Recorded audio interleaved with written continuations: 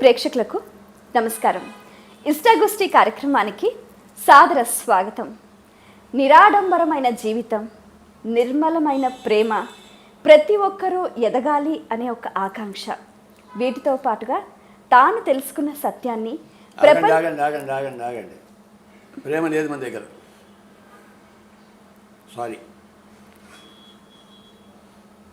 మిగతా అన్నీ ఉన్నాయి కానీ ప్రేమ మటుకు లేదు. ప్రొసీడ్. నేను మిమ్మల్ని ప్రేమించడం లేదు. చెప్పాలి అర్థం కావట్లేదు. ఉన్నదంతా ప్రేమే కదా సార్. లేదని చెప్తున్నాగా. ఓకే, తాను తెలుసుకున్న సత్యాన్ని ప్రపంచం మొత్తం కూడా తెలియచేయాలని విశ్వవ్యాప్తంగా పిరమిడ్ జగత్, ధ్యాన జగత్, శాకాహార జగతే ధ్యేయంగా తాను ముందు నడుస్తూ అందరినీ ముందుకు నడిపిస్తూ వెన్నంటే ఉండి జీవితం అంటే ఎలా ఉండాలి, జీవిత సత్యాన్ని ఎలా తెలుసుకోవాలి, మానవ జీవన గమనాన్ని నిర్దేశిస్తూ విజయవంతంగా ముందుకు సాగుతున్నారు. ఏమి నిర్దేశించడం లేదు, నాకు తెలిసింది నేను వ్యక్తపరుస్తున్నాను అంతే. ఎవరికి నిర్దేశం లేదు. మీ ఇష్టం వచ్చినట్టు మీరు జీవించవచ్చు. ప్లీజ్, ఇక్కడ ఏ నిర్దేశము లేదు. నా యొక్క అనుభవాన్ని వ్యక్తపరుస్తున్నాను అంతే ప్రతి ఒక్కరికి. Okay, proceed. మానవ జన్మ యొక్క ప్రాముఖ్యతను, జన్మ జన్మల కర్మ ఫలితాన్ని ఏ విధంగా తొలగించుకోవాలి, ఈ జీవితాన్ని ఏ విధంగా సార్థకం చేసుకోవాలి, ఇలాంటి అంశాల గురించి అందరికీ విశదీకరిస్తూ పిఎస్ఎస్ఎం అధ్యక్షులుగా అందరికీ మార్గదర్శకులయ్యారు బ్రహ్మశ్రీ పితామహ పత్రిజీ గారు.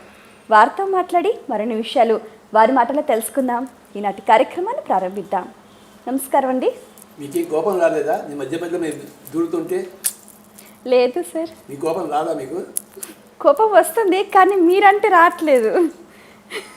మీరు ఏమన్నా మాకు అది ఆశీర్వచనం లాగానే అనిపిస్తుంది సార్. అటాచ్మెంట్లో డిటాచ్మెంట్ ఎలా సాధ్యమవుతుంది? ఏ తీసి డిఈ పెట్టాలంతే. అటాచ్మెంట్లో ఏ ఉంటుంది కదా, ఆ ఏ తీసేయాలి, డిఈ అని పెట్టాలి. అప్పుడు డిటాచ్మెంట్ అయిపోతుంది. ఒక టీ తక్కువ అవుతుంది అంతే. అంటే మానవ జన్మ అంతా కూడా ఒక బంధాలతోటి బందీ అయిపోయాడు కదా. వీటన్నిటి నుంచి బయటపడి మనము ఆ సత్యం తెలుసుకోవాలని అంటే, డిటాచ్మెంట్లో ఉండి ఆ సత్యాన్ని తెలుసుకోవాలంటే ఎలా అని? డిటాచ్మెంట్లో ఉండక్కర్లేదు మేడం, కాసేపు దూరంగా ఉండాలి అంతే. ఆహా, కొంచెం దూరం మెయింటైన్ చేయాలి. డిటాచ్మెంట్ అక్కర్లేదు, కానీ మీకు మీ ఫ్యామిలీకి దూరం కొంచెం ఉండాలి. మీ ఫ్యామిలీ నుంచి మీరు డిటాచ్ కాకూడదు. కొంచెం దూరం, సంఘం నుంచి కొంచెం దూరం, ఓకే, మీ ఇంటి మెంబర్ నుంచి కొంచెం దూరం, కొంచెమే, ఎక్కువ దూరం కూడా పోకూడదు. అంటే భౌతికంగానా లేకపోతే ఎలా? మానసికంగా. మానసికంగా కొంచెం దూరం పెట్టుకోవాలి. మొగుడైనా, పెళ్ళావైనా, పిల్లలైనా, తల్లి అయినా, తండ్రి అయినా కొంచెం దూరం ఉండాలి. ఆ దూరం పేరే ధ్యానం. దూరం పేరు దూరం కాదు, దూరం పేరు ధ్యానం. నేను ధ్యానం చేస్తుంటే మిమ్మల్ని దూరం పెట్టాను నేను. మీరు ఇక్కడ ఉన్నారు, నేను మిమ్మల్ని దూరం చేయాలనుకోండి, నేను కళ్ళు మూసుకుంటాను, మీరు దూరం అయిపోయిందంటే లెక్క. కళ్ళు చూస్తే మీరు నా లోపలికి వచ్చేసారు, నా కళ్ళలోకి వచ్చేసారు. మీరు అక్కడ ఉన్నారు కానీ నా దగ్గరికి వచ్చేసారు, నేను కళ్ళు తెరిచాను కనుక. అంటే ఈ దృశ్యం నా కళ్ళలోకి వచ్చేసి దాంతో ఇరుక్కుపోయాను. కొంచెం దూరం చేయటాలంటే నా కళ్ళు మూసేసుకోవాలి. నా కళ్ళు మూసుకుంటే ఏమైంది? ఇప్పుడు మీరు లేదు నా కళ్ళలో. కళ్ళు తెచ్చాను, మీరు నా కళ్ళలోకి వచ్చేసారు. మీరు నా కళ్ళలోకి వస్తే అటాచ్మెంట్, నేను కళ్ళు మూసుకుంటే మీరు డిటాచ్మెంట్. ఓకే, ఆ దూరం మనం అభ్యాసం చేయాలి ఎవ్రీడే. మొగుడు పక్కనే ఉంటాడు కానీ కాసేపు కళ్ళు మూసుకోవాలి, మొగుడు చూడకూడదు. అది డిటాచ్మెంట్ అండి. అందుకని మొగుడిని వదిలిపెట్టేసారు మీరు. లేదు, సన్యాసం తీసుకుంటారా? కళ్ళు మూసుకోండి అంతే. అదే డిటాచ్మెంట్ అంటే కొంచెం దూరం మనం పెట్టుకుంటున్నాం. ప్రతి ఒక్క మనిషి ఎదుగుదలకు ఆధ్యాత్మికత అనేది అవసరం అంటారా? ఆధ్యాత్మిక అన్నదే అవసరం, ఇంకోటి ఏది అవసరం కాదు. ఎదుగుదలకు ఆధ్యాత్మికత అన్నదే అవసరము. ఇంకోటి ఏది అవసరం కాదు, ఇంకోటి ఏది లాభించదు. ఎదుగుదలకు ఆధ్యాత్మికత అన్నది ఒక్కటే మార్గము. దాన్ని అంటే నిత్య జీవితంలో ఎలా సాధన చేయాలి? నిత్య జీవితంలోనే సాధన చేస్తాం. ఇప్పుడు ఇక్కడి నుంచి హైదరాబాద్ నుంచి సికింద్రాబాద్ వెళ్ళాలనుకోండి, ఎంతసేపు పడుతుంది బస్సులో? ఇక్కడ నుంచి కనీసం 40 మినిట్స్ పడుతుంది. 40 మినిట్స్ బస్సులో ఏం చేస్తారు మీరు? ఏం చేస్తారు? అటు ఇటు చూస్తూ కూర్చుంటారా? మీరు మొట్టమొదటిసారి వెళ్ళేటట్టయితే అటు ఇటు చూడొచ్చు, కానీ 10వసారి 100వసారి వెళ్ళేటప్పుడు అటు ఇటు ఎందుకు చూస్తారు? ఏముందో చూడడానికి? ఆ సమయాన్ని మీరు కళ్ళు రెండు మూసుకుని శ్వాస మీద ధ్యాస పెట్టాలి. రైట్. అప్పుడు ఏమవుతుందంటే మీరు హైదరాబాద్ నుంచి సికింద్రాబాద్ వెళ్తున్నప్పుడు ఈ 45 నిమిషాలు గంట సేపు మీరు ధ్యానం చేస్తారు. ఆ నిత్య జీవితంలో ధ్యాన అభ్యాసం అంటే అది. ఎవరైనా మీ ఇంటికి వస్తారనుకోండి, మీరు రెడీగా కూర్చుంటారు, 4 గంటలకు వస్తానంటారు, 4 గంటలు అయిపోయింది, 5 గంటలు కూడా రాలేదు. అప్పుడు మీరు ఏం చేస్తారు చెప్పండి? మీరు వాళ్ళ కోసం వెయిట్ చేయకూడదు, మీరు ధ్యానం చేస్తూ కూర్చోవాలి. వాళ్ళు వచ్చినప్పుడు మిమ్మల్ని లేపిస్తారు. అంటే ఏ కాస్త సమయం కూడా మనం వృధా చేయకూడదు. ఎప్పుడు వృధా చేయకూడదు. నిత్య జీవితంలో ఎంతో సమయం దొరుకుతుంది మనకి. మీరు ఎయిర్పోర్ట్కి వెళ్తారు, ఫ్లైట్ డిలే అవుతుంది గంట సేపు, ఏం చేస్తారు? ఇంటికి వచ్చేస్తారా? మరి ఏం చేస్తారు ఎయిర్పోర్ట్లో? ధ్యానం చేయాలి. కనుక నిత్య జీవితంలోనే ధ్యానం చేయాలి. ఎన్నో అవకాశాలు ఉంటాయి నిత్య జీవితంలో ధ్యానానికి, లెక్కలేని అవకాశాలు ఉంటాయి. ఎవరైనా మీకు ఇష్టం లేని వాడు వచ్చాడు అనుకోండి, ఓకే, వాడితో మాట్లాడతారా మీరు? కళ్ళు మూసుకుని కూర్చోండి, ధ్యానాన్ని నటించండి, చాలు. వాడు కలిసి కూర్చొని వెళ్ళిపోతాడు. వాడు ఎవరన్నా అనుకుంటారేమోనని వాడు వెళ్ళిపోవడం మనకి కావాలి. మనకి ధ్యానాన్ని నటిస్తే కూడా ఎన్నో లాభాలు ఉంటాయి. నేను సగం నా జీవితంతో ధ్యానం నటించాను, నేను ఇన్ని లాభాలు పొందాను. ఇంక ధ్యానం నేను నిజంగా చేస్తే ఇంకెన్ని లాభాలు ఉందేమో నాకు. నిత్య జీవితంలోనే ధ్యాన అభ్యాసం, నిత్య జీవితాన్ని వదిలిపెట్టేసి ధ్యాన అభ్యాసం ఎక్కడా లేదు. సార్, మీరు ఇప్పటి వరకు కొన్ని వందల పుస్తకాలు చదివారు, వేల పుస్తకాలు చదివారు. సో అందులో మీకు బాగా నచ్చిన పుస్తకం, అందులో ఉన్న కంటెంట్? వయబు ఎన్ని పుస్తకాలు ఉన్నాయో నాకు నచ్చినవి.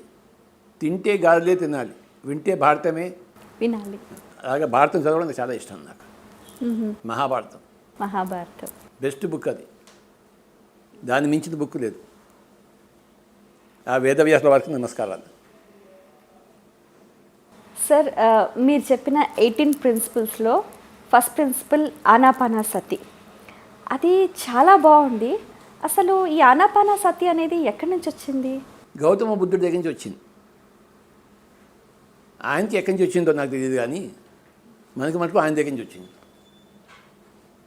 నేను పుట్టింది నా తల్లి దగ్గర నుంచి, నా తల్లి ఇంకో తల్లి దగ్గర పుట్టింది, ఆవిడ ఇంకో తల్లి దగ్గర పుట్టింది, అవునా కదా?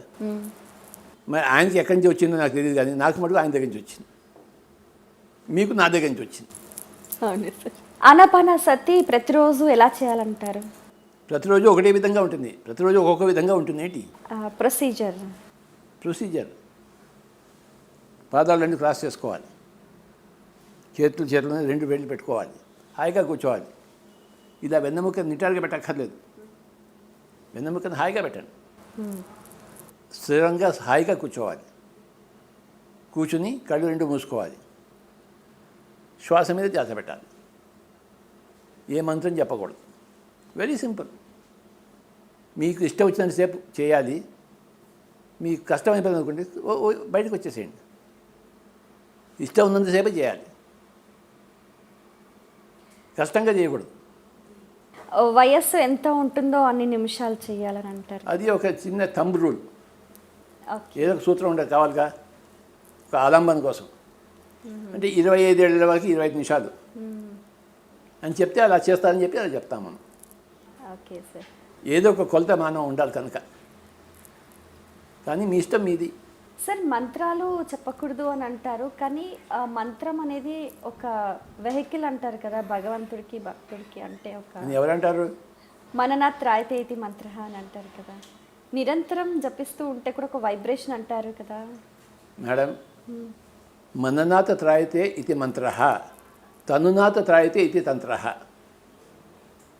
తనుతో చేసేది తంత్రం అంటారు, మనసుతో చేసేది మంత్రం అంటారు. మీరు మంత్రం చెప్పినప్పుడు నోటితో చెప్తున్నారా, మనసుతో చెప్తున్నారా? మనస్సుతో. మంత్రం మంత్రం అంటే ఏదైనా మంత్రం చెప్పండి. శ్రీ గురుభ్యో నమః. ఇప్పుడు నోటితో చెప్పారా, మనసుతో చెప్పారా? ఆ నోటితోటే. నోటితో చెప్తే అది తంత్రం అయింది, మంత్రం కాదు అది. తనువుతో చేసేది తంత్రము, మనసుతో చేసేది మంత్రము. ఇప్పుడు మీరు చెప్పిన మంత్రమే నోటితో కాకుండా మనసుతో చేసుకోండి, అప్పుడే అది మంత్రం అయింది. మీరు నోటితో చెప్తే ఓం భూర్భువ తత్సవితుర్వరేణ్యం భర్గో దేవస్య అని అంటున్నప్పుడు అది మంత్రం కాదు, తంత్రం అయింది. ఇది మీరు నోటితో పలుకుతున్నారు, మీరు తనువుతో చేస్తున్నారు. తనునాథ్ త్రాయతే ఇది తంత్ర, మననాథ్ త్రాయతే ఇది మంత్ర. మనసుతో చేసేది మంత్రము. మన ఆనాపానసతి మన మనసుతో చేస్తాము, రైట్. నోటితో చేయం కదా.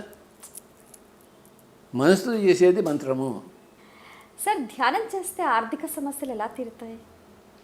నువ్వు ధ్యానం చేయలేదనుకో, తలకాయ నొప్పికి ఏం చేస్తావు? నువ్వు డాక్టర్ దగ్గరికి పోతావు, డబ్బులు ఖర్చు అవుతాయి లేదా? మందులు కొనాలి, డబ్బులు ఖర్చు అవుతాయి లేదా? ట్యాక్సీకి వెళ్ళాలి, రావాలి, డబ్బులు ఖర్చు అవుతాయి లేదా? కానీ ధ్యానం చేస్తే డాక్టర్ అక్కర్లేదు, మందు అక్కర్లేదు, ట్యాక్సీ ఖర్చు లేవు, డబ్బులు అంతా మిగిలిపోయాయి కదా. సేవ్. అంతే, మరి అదే ఆర్థిక సమస్య తీరిపోయినట్టే. ధ్యానం లేకపోతే ఉండేవే ఆర్థిక సమస్యలు, ధ్యానం ఉంటే తీరేవే ఆర్థిక సమస్యలు. ఓకే. అయితే ఈ ధ్యానం చేస్తున్నప్పుడు తీర్థయాత్రలకు ఎక్కడికి వెళ్ళవసరం లేదంటారా? ట్రావెల్ ఛార్జెస్ లేవంటారా? మానసికంగా వెళ్ళొచ్చు, రావచ్చు. తీర్థయాత్ర ఎందుకు వెళ్తున్నారు మీరు? ఆ స్థల ప్రాముఖ్యం, ఆ స్థలము, ఆ స్థలంలో ఉన్న దేవీ దేవతల దర్శనం. మీరే దేవీ దేవత. మీకన్నా పెద్ద దేవీ దేవత ప్రపంచంలో సృష్టిలో ఎవరు లేరు. మీ మీద మీరు నమ్మకాలు లేవా? మీ మీద మీరు నమ్మకం పెంచుకోవడమే ఆధ్యాత్మికత. ఆ స్థలంగా వెళ్ళేది దాని బ్యూటీ కోసం వెళ్తాం. మహత్యం మీలో ఉంది. హిమాలయాలు ఎందుకు వెళ్తాము? అక్కడ బ్యూటీ ఉంది, బ్యూటీ కోసం వెళ్తాం. అడవిలోకి ఎందుకు వెళ్తాం? అడవిలో బ్యూటీ ఉంటుంది. మనం తీర్థయాత్రలు చేసేది బ్యూటీ కోసం వెళ్తాం, అంతేకాని తరించడం కోసం కాదు. మీరు తరించేది మీ దగ్గర మీరు వెళ్తేనే, తీర్థయాత్రలు వెళ్తే కాదు. ఓకే. అవన్నీ విహారయాత్రలు. విహారయాత్రలు. ధ్యానం ఒక్కటే తీర్థయాత్ర. ధ్యానం ఒక్కటే తీర్థయాత్ర. ధ్యానంతో తీర్థయాత్ర. ధ్యానం అన్నదే తీర్థయాత్ర, ధ్యానం అన్నదే. మిగతా అన్ని విహారయాత్రలు. Okay. Entertainment, not entertainment. Sir, మీరు అంటే ప్రిన్సిపల్స్లో కూడా యోగుల చరిత్రలు తప్పనిసరిగా చదవాలి, వాళ్ళ ఆత్మకథలు అవి చెప్పారు కదా సార్. మంత్రాలయ రాఘవేంద్ర స్వామి గురించి మీ మాటల్లో. ఆయన మా ఇంటి ఇరువైపు. మేము మధ్యలో ఉండేవాళ్ళకి రాఘవేంద్ర స్వామి చాలా ఇంపార్టెంట్, ముఖ్యంగా మా ఫ్యామిలీస్కి. అయితే ఆయన ఎప్పుడు నేను కలవలేదు, మంత్రాలయం వెళ్ళి వచ్చాను. కానీ ఆయన గొప్ప మాస్టర్, సజీవ సమాధిలో ఉన్నారు ఇప్పటికీ. Still alive. Always sir. ఆయన ఎలైవ్ అంటే ఏంటి? ఆయన శరీరం ఎలైవ్, ఆయన ఎక్కడో తిరుగుతుంటాడు. ఆ శరీరానికి ఆయనకి కనెక్షన్ ఉంది, అర్థమైందా? ఆ శరీరం చెడిపోలేదు, కానీ ఆయన శరీరంలో ఉన్నట్టు కాదు. శరీరానికి ఆయనకి కనెక్షన్ ఉన్నట్టు అంతే. ఆ శరీరం ఆయన ఉండడు, కానీ ఆ శరీరం చావదు. ఎందుకంటే కనెక్షన్ ఉంటుంది ఆయనకి. ఆయన ఎక్కడున్నా కూడాను ఆయనకి ఆ శరీరానికి కనెక్షన్ ఉంటుంది. అది సజీవ సమాధి అంటే. అలాంటి గొప్ప మాస్టర్ ఆయన, మా కులదైవం. మాకు కూడా. సార్, మీరు చాలా ప్లేసెస్ తిరిగారు కదా సార్, మీకు బాగా నచ్చిన ప్లేస్? ఎక్కడ పిరమిడ్ ఉంటుందో అక్కడ నచ్చింది వస్తుంది నాకు నచ్చిన ప్లేస్లో పిరమిడ్. ఓకే. మీ ఇంట్లో పిరమిడ్ ఉందా? మీరు కడితే మీ ఇంటికి వచ్చేస్తాను. అలాగే సార్, నిర్మించుకుంటా. సార్, మీకు బాగా ఫేవరెట్ ఫుడ్? గుత్తి వంకాయ కూర. వావ్. మా అమ్మగారు భలే వండేవారు గుత్తి వంకాయ కూర. సార్, మీరు బాగా చేస్తారు కదా సార్. మా అమ్మగారికి తోకలో వెంట్రుకు కూడా కాదు నేను. ఆవిడ ఎంత బాగా చేసేది. ఆవిడ గుర్తు చేయకపోతే నా నోట్లో నీరు వస్తుంది. సార్, మీకు ఉగ్గాని బజ్జీ కూడా బాగా ఇష్టం అట్టుగా. అది మా కర్నూలులో అలవాటైంది, తెలంగాణలో లేదు. అది రాయలసీమలో ఉంది బాగా. ఉగ్గాని బజ్జీ, పొద్దుగూకులో ఉగ్గాని బజ్జీ, ఎవరింటికి వెళ్ళినా ఉగ్గాని బజ్జీ. అది మా రాయలసీమ ఫుడ్. అది చాలా బాగుంటుంది. నేను తిన్నది మిరపకాయ బజ్జీలు ఇంకే విధంగా తిండి ఉండడు. అవును, నిజం చెప్తున్నాను. మీకు నమ్మకాలు లేవా? ఒకసారి ఏమైందంటే బెంగళూరులో మన మాస్టర్ ఇంటికి వెళ్ళాను. ఆవిడ మిరపకాయ బజ్జీలు చేసింది. ఎన్ని తిందని చెప్పండి, లెక్క చెప్పండి. 5 or 10. 65. వావ్, 65. లెక్క బట్టి 65 తిన్నాను. కారం బ్రహ్మాండంగా కమ్మగా ఉన్నాయి మిరపకాయ బజ్జీలు. ఆవిడ అంత బాగా చేసింది. ఒకటే స్టేజ్లో 65 తిన్నాను. నేను తిన్నది మిరపకాయ బజ్జీలు ఇంకోటి ఎవడు ఏ విధవ తింటుంటాడు ప్రపంచంలో. అరిగించుకునే శక్తి. ఇంకా మీకు బాగా ఆటలు అంటే ఇష్టమా సార్? ఆటలా? నేను చిన్నప్పటి నుంచి క్రికెట్ ఆడేవాడిని.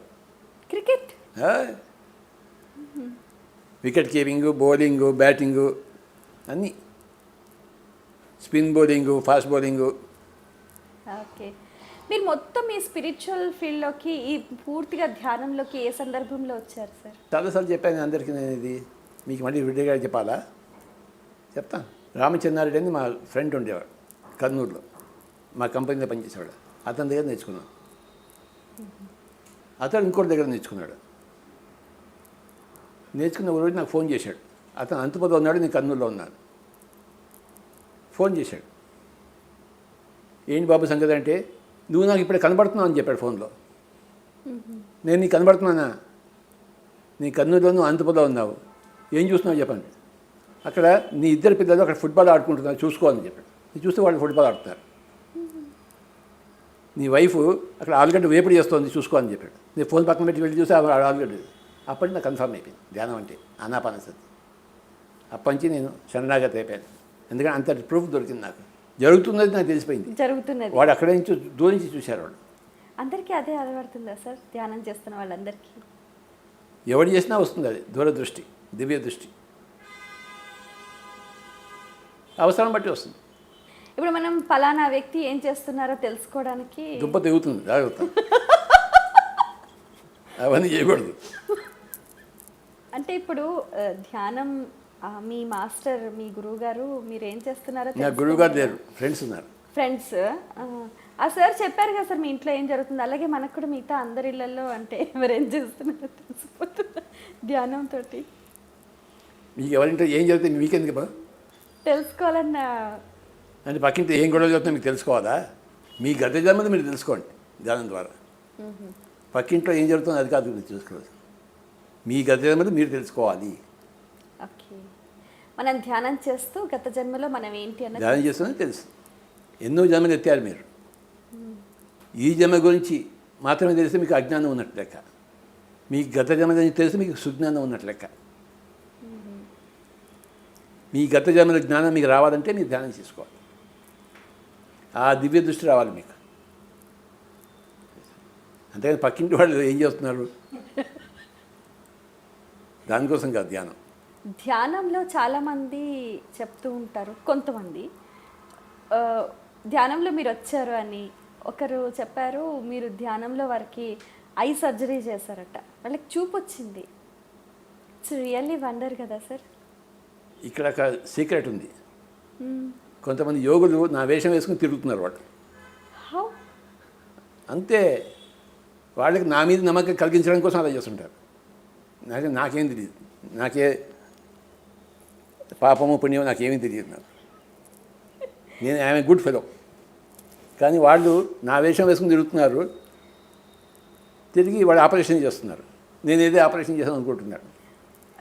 రియల్గా పత్రి సార్ వచ్చారు. అవును, వాళ్ళు నా వేషం వేసుకుని వెళ్తున్నారు కదా. వాళ్ళు హిమాలయ యోగులంతా ఇదే చేస్తారు. వాళ్ళు రేపు మీ వేషం వేసుకుని వెళ్తారు, ప్రపంచం చేస్తున్నారు. ఈవిడ మా ఇంటికి వచ్చి మా ఆపరేషన్ చేసింది, కానీ మీరు కాదు వెళ్ళింది.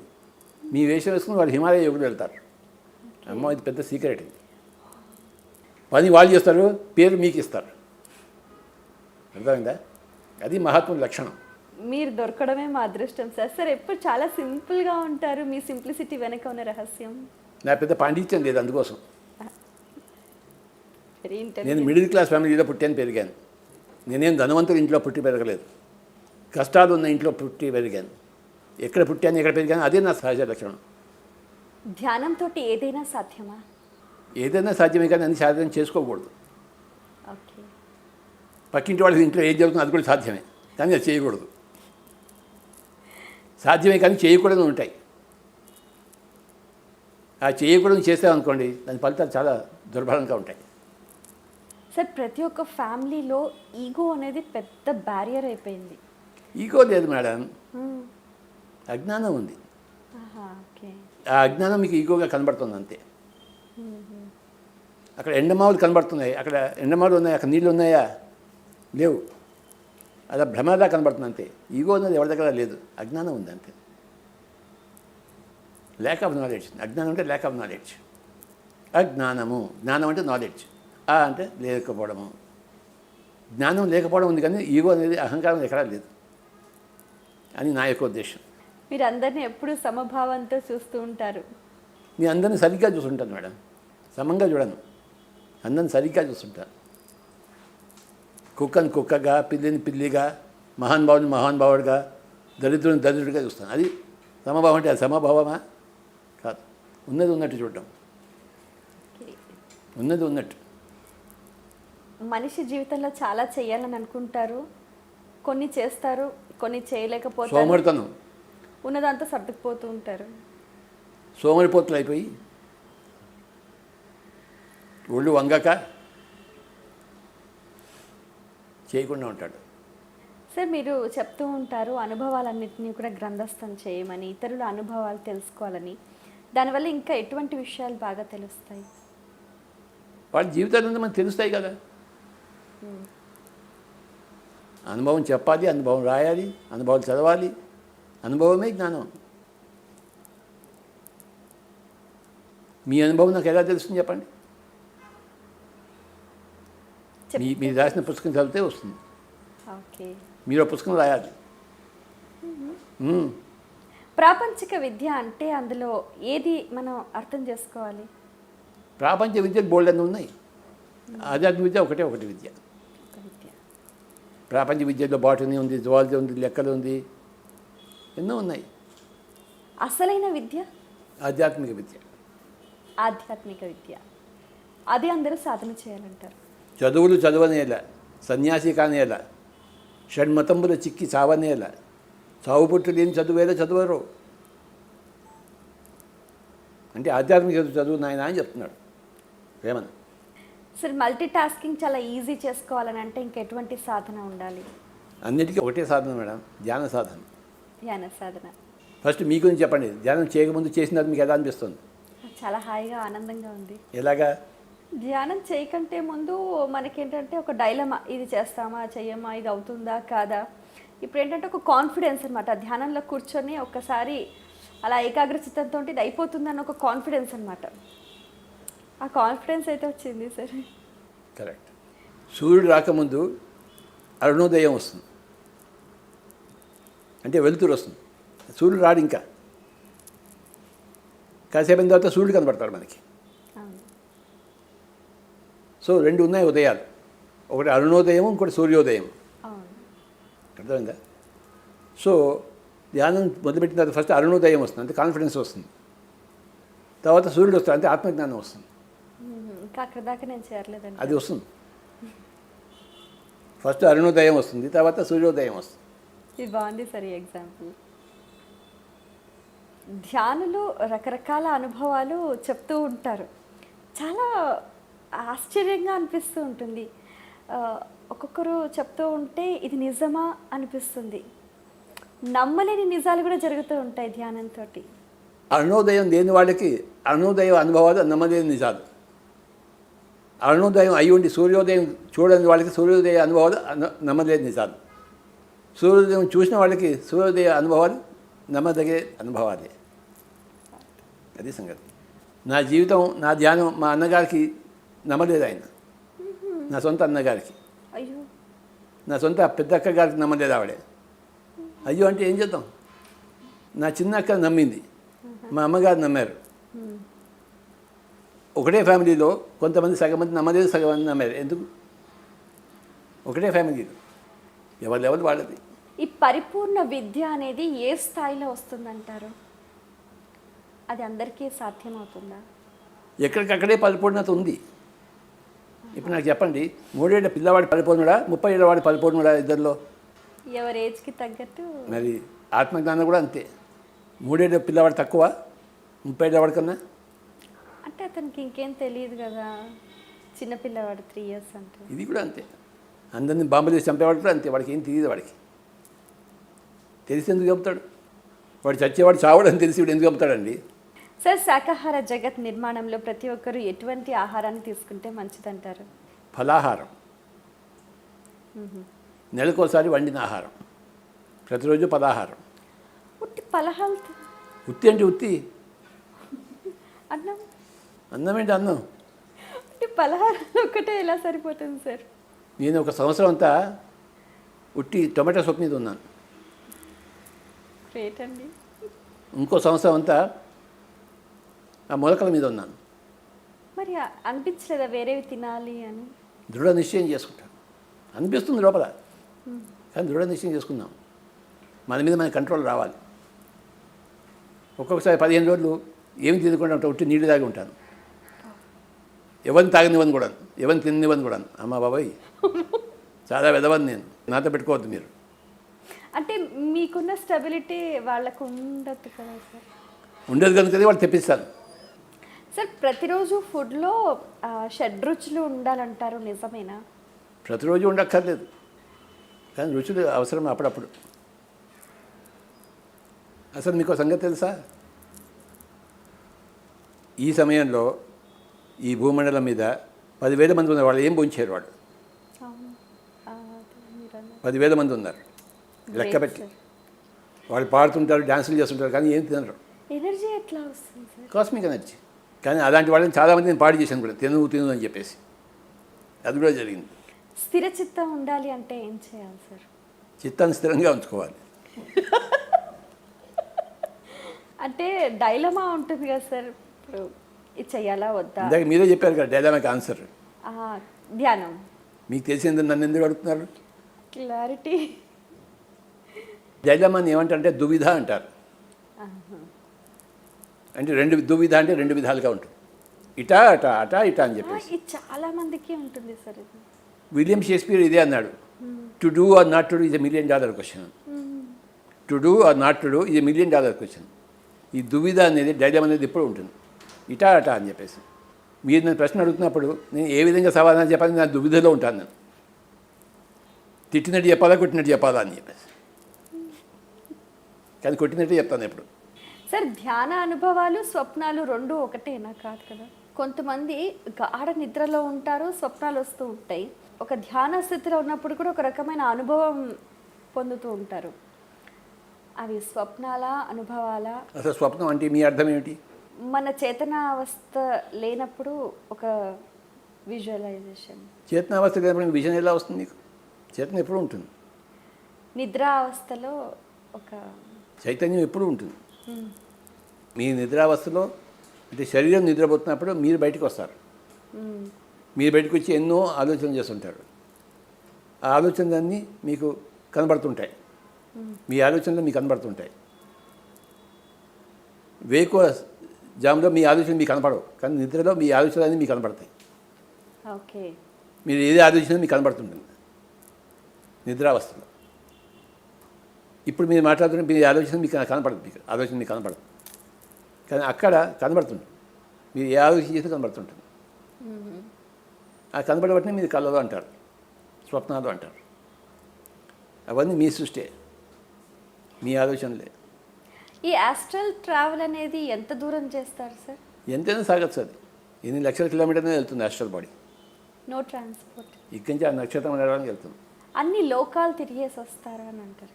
తిరిగేసి వస్తారు, అన్ని లోకాలు తిరిగేసి వస్తారు. అంటే ఏం తెలుస్తుంది దాంతో? ఒక ఆయన ఉన్నాడు భీమసేన రావు అని చెప్పేసి, కర్ణాటకలో మన పిల్లడు మాస్టర్. హాస్పిటల్లో ఉండేవాడు ఆయన. భీమసేన రావు ఉంటాడు ఆయన. 70 ఏళ్ళకి శరీరం వదిలిపెట్టేశాడు. అప్పటికి 7-8 ఏళ్ళు ఆయన ధ్యానం అయింది. శరీరం వదిలిపెట్టేశాడు. ఆయన టైం అయిపోయింది, వెళ్ళిపోయాడు. ఓ 2-3 నెలల తర్వాత ఒకసారి ధ్యానంలో కనపడ్డాడు భీమసేనరావు. కనపడి ఏందైనా ఈ మధ్యలో ఏం చేశావని అడిగాం. అడిగితే నేను శరీరం వదిలిపెట్టేసిన తర్వాత తిరగని లోకమే లేదు, అన్ని లోకాలు ఉన్న లోకాలన్నీ తిరిగేశాను, తిరిగి ఏం నేర్చుకున్నావయ్యా అని అడిగాను. ఏ లోకంలో కూడాను ఈ భూలోకంలో ఉన్న పిల్లడు మాస్టర్స్ ఎంజాయ్ చేస్తుంటే ఎవరు ఎంజాయ్ చేయడం లేదని చెప్పాడు. నిజమా? ఇది చెప్పింది కథ, నిజమైన కథ ఇది. పిరమిడ్ మాస్టర్స్ ఎంజాయ్ చేస్తారా? అంత ఎంజాయ్ చేస్తున్నానని అతను చెప్పాడు నాకు సాక్షిగా. ధ్యానంలో ఆనంద అనుభూతి. భీమసేనరావు అని కర్ణాటక మాస్టర్ చెప్పిన సంగతి, స్వయంగా చెప్పిన సంగతి. ఏమంటారు? సో అన్ని లోకాలు తిరిగి వస్తే ఎంత ఆనందమో పిరమిడ్ మాస్టర్ ధ్యానం చేస్తే అంత ఆనందం. అది. అయితే ధ్యానం చేసేటప్పుడు ఆహార నియమాలు కూడా కొన్ని పాటించాలి కదా సార్? అంటే చేయకపోతే పాటించకూడదా? ఆహార నియమం అంటే అది ఎప్పుడు పాటించాల్సింది, ఆహారం తిన్నప్పుడల్లా పాటించాల్సిందే. అదే దాని పేరు ఆహార నియమం అంటే. దానికి దానికి సంబంధం లేదు. యువత నేర్చుకోవాల్సిన విషయాలు ఏంటి సార్? ముసలివాడు ఏం నేర్చుకోవాలి, యువత కూడా అదే నేర్చుకోవాలి. చిన్న పిల్లవాడు ఏం నేర్చుకోవాలి, అది యువతకి ముసలివాడికి ఏం తేడా లేదు. మానవుడే. కుటుంబ సమస్యలు అనేవి ప్రతి ఒక్కరిని బాధిస్తూ ఉంటాయి. మేమంత సమస్యల్లో కూరుకుపోయాము అని చెప్తూ ఉంటారు. మరి ఎలా? తీవ్రమైన ఎండ ఉంది, ఏం చేస్తుంటారు మీరు? ఎండని తిడతారా? ఏం చేస్తారు మీరు? మన రక్షణకు గొడుగు పట్టుకుంటారు. బోర్ మీద వర్షం వస్తుంది, వర్షాన్ని తిడతారా? ఏం చేస్తారు? వడగళ్ళ వాన పడుతోంది, ఆ రాళ్ళని తిడతారా? ఏం చేయాలి మీరు? అలాగే కుటుంబ సమస్యలో గొడుగు పట్టుకోవాలి మీరు. ధ్యానం అనే గొడుగులో ఉండాలి, అంతే. ధ్యానం అనే గొడుగులో ఉండాలి. బాగుంది సార్. అంతేకాని వర్షాన్ని తిట్టకూడదు, ఆ ఎండను తిట్టకూడదు, ఆ వడగళ్ళ వానని తిట్టకూడదు. ఏదైనా ఎదుటి వాళ్ళని తిట్టడంలో చాలా మంది ఆనందం పొందుతూ ఉంటారు. అది రాంగ్. గొడుగుని పట్టుకోవడం నేర్చుకోవాలి. మన పిఎస్సి చెప్పేది గొడుగు పట్టుకోవాలా నాయన అని చెప్పేది. వర్షాన్ని తప్పు పట్టకూడదు, కుటుంబ సమస్యలను తప్పు పట్టకూడదు. నువ్వు గొడుగు పట్టుకోకుండా ఉండాలని తప్పు పట్టుకోవాలి.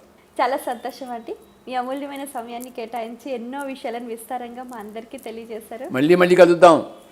థ్యాంక్ యూ అండి, థ్యాంక్ యూ సో మచ్. వీక్షించారు కదండి, ఇది ఇవాల్టి మన ఇష్టాగోష్ఠి కార్యక్రమం. పత్రిజీ గారు ఎన్నో జీవిత సత్యాలను వాస్తవంగా మనందరం ఎలా నడుచుకోవాలో విస్తారంగా తెలియజేశారు. ప్రతి ఒక్కరు కూడా వాటిని పాటించే ప్రయత్నం చేయండి, ధ్యానం చేయండి, చేయించండి. నమస్కారం.